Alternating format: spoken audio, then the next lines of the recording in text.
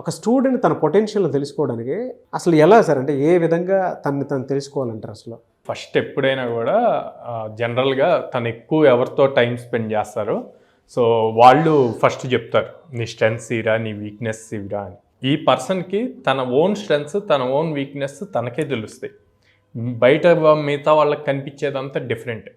So అవి first తిని realise అవ్వాలి, తిని స్ట్రెంగ్స్ ఏంది, తిని వీక్నెస్. అవి ఎప్పుడు రియలైజ్ అవుతారు అంటే ఒక 4 క్వశ్చన్స్ తనని తాను క్వశ్చన్ చేసుకున్నప్పుడు. ఒకటి, నేను అసలు నాకు ఇష్టమైన థింగ్స్ ఏంటి, ఎలాంటి వర్క్స్ నేను చేయగలను అన్నది ఫస్ట్ నోట్ చేసుకోవాలండి. ఒక పెన్ను పేపర్ తీసుకొని దానికి ఆన్సర్.